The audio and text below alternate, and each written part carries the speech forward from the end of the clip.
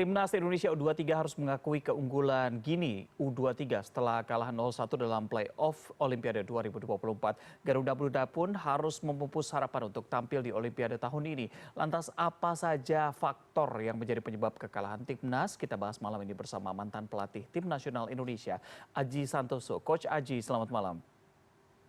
Selamat malam, Bung Reza. Coach Aji, menurut Anda bagaimana nih penampilan dan juga perjuangan Timnas U23 Indonesia saat melawan Gini semalam? Ya, yang pertama kita harus tetap mengapresiasi perjuangan pemain-pemain kita meskipun kita belum bisa mendapatkan tiket ke Olimpiade karena pertandingan semalam kita kalah. Tetapi yang jelas pemain sudah berusaha maksimal dan ini sudah saya prediksi, Bung Reza. Live beberapa hari sebelum pertandingan di televisi juga saya sampaikan bahwa Indonesia ada kesempatan menang, cuman berat. Artinya lawan lebih besar memiliki kans untuk bisa menang. Ada beberapa faktor. Yang pertama, satu, dengan tidak komplitnya pemain-pemain kita tahu tidak bisa mainnya Rizky Ridho, tidak bisa mainnya Justin Hubner. Tentunya ini pasti menambah kekurangan pemain belakang kita, ya. Kekuatan pemain belakang pasti terkurang. Yang berikutnya masalah adaptasi dengan cuaca yang dari panas ke dingin. Terus perjalanannya juga hampir 7-8 jam. Terus berikutnya lawan dalam kondisi yang bugar. Kemarin sebenarnya kalau kita melihat pertandingan, Gini sebenarnya secara permainan tidak ada istimewanya, normal sekali. Hanya saja memang dia lebih bugar, dia lebih kuat, dia lebih cepat. Terbukti gol yang dihasilkan penalti itu karena terjadi counter attack. Karena mereka memang mengandalkan kecepatan pemain dari samping, dari sayap kiri dan sayap kanan gitu.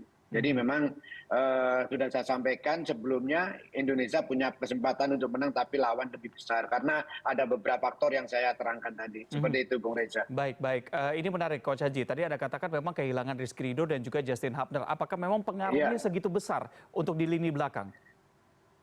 Ya, ketika sebelum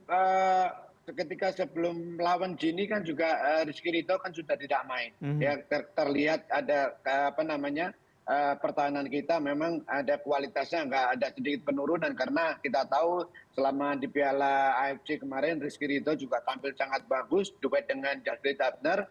Tapi pertandingan melawan Gini mereka berdua tidak bisa main. Pasti kekuatan digantikan dengan pemain baru seperti Dewangga, meskipun saya lihat Dewangga kemarin main juga lumayan bagus, tetapi lebih solid kalau ada Justin Hubner dan Rizky Ridho. Itu yang salah satu penyebabnya seperti itu.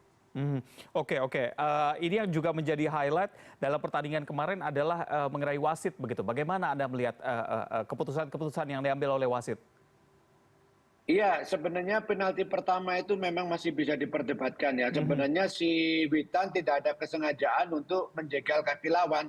Tapi ketika Witan lari dengan kecepatan tinggi, lawannya motong. Larinya dia silang, akhirnya nyangkutlah kakinya itu.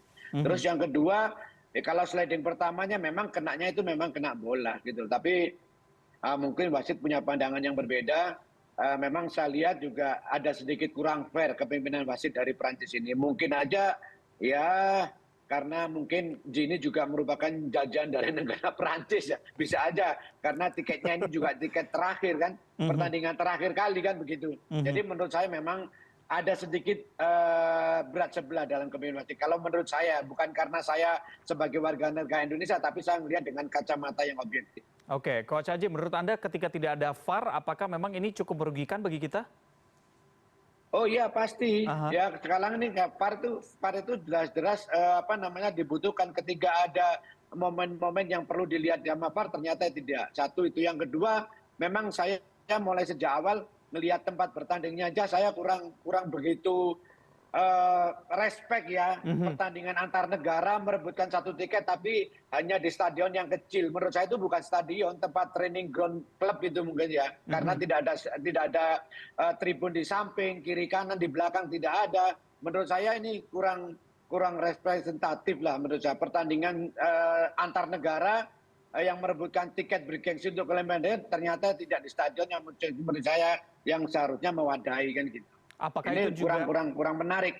Apa itu juga menjadi berpengaruh terhadap psikologis dari pemain? Oh bisa aja karena kita bermain dengan lapangan yang bagus, lapangan yang besar itu juga meningkatkan motivasi pemain. Jadi Mhm. menurut saya kemarin salah satunya juga itu. Jadi saya lihat gairah pemain itu juga tidak seperti biasanya karena mungkin juga itu tadi karena lapangannya juga tidak representatif, terus juga apa namanya tidak ada VAR, ya kan Mhm. akhirnya ini kan juga merugikan kita gitu. Mhm. Oke, Coach Aji, bagaimana Anda melihat, Nathan di posisi belakang semalam? Ya, Nathan, jujur kita sampaikan, bermain tidak seperti biasanya Nathan Mhm. ya. Ada beberapa kali blunder yang itu membuat lawan menjadi dapatkan peluang. Untung aja ketika 1v1 antara pemain depan lawan dengan Hernando masih bolanya masih bisa ditepis. Kemarin tuh pemain-pemain kita juga agak lebih sering melakukan kesalahan-kesalahan passing di daerah kita sendiri. Ini yang Mhm. justru berbahaya karena ketika kita melakukan kesalahan passing di daerah pertahanan kita, itu pasti akan berhadapan dengan penjaga gawang karena jaraknya sangat dekat. Kecuali kalau kita kehilangan bola di lini penyerangan kita atau di tengah masih ada space, masih ada jarak antara pemain yang pegang bola dengan penjaga gawang kita. Tetapi kemarin beberapa kali mungkin 3-4 kali pemain-pemain kita melakukan kesalahan yang seharusnya tidak boleh terjadi di sebuah pertandingan besar seperti itu. Oke, Coach Aji, ini juga yang bikin atau mengejutkan berbagai pihak adalah Sintayong memilih untuk memainkan, Bagas Kava begitu. Bagaimana Anda melihatnya?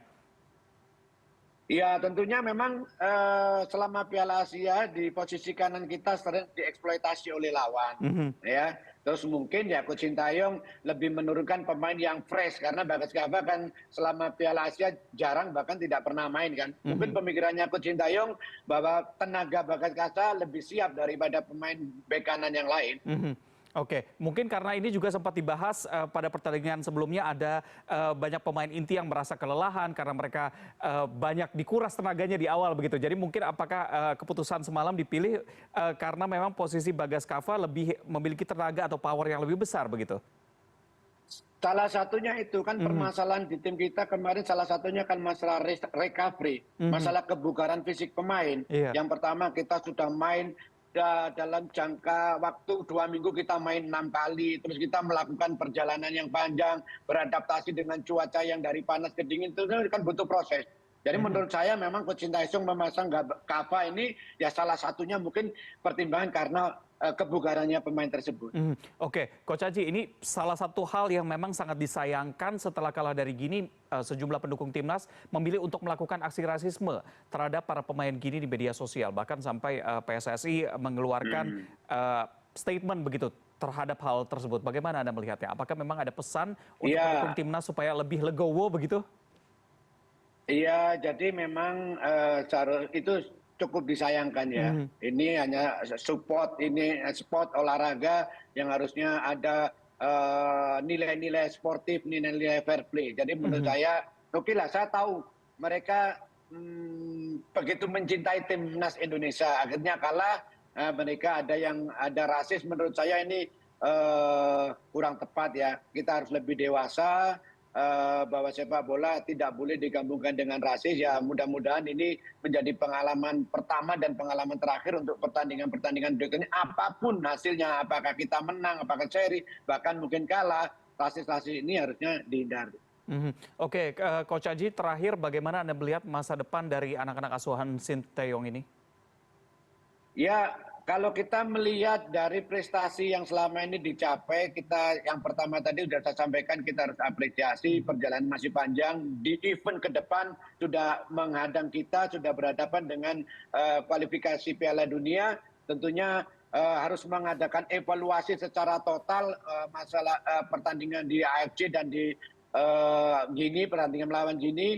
Terus dievaluasi, diperbaiki, tetap kita harus melangkah ke depan. Ya, perjalanan masih banyak, artinya event tidak hanya di Piala AFC dan pertandingan melawan China aja, masih banyak agenda-agenda yang harus kita lalui dan kita harus melangkah, kita harus merapatkan barisan, kita harus berjuang sama-sama dari mulai pengurus, pelatih, pemain, bahkan masyarakat Indonesia harus memberi support yang positif karena itu tadi sepak bola terus bergerak ke depan.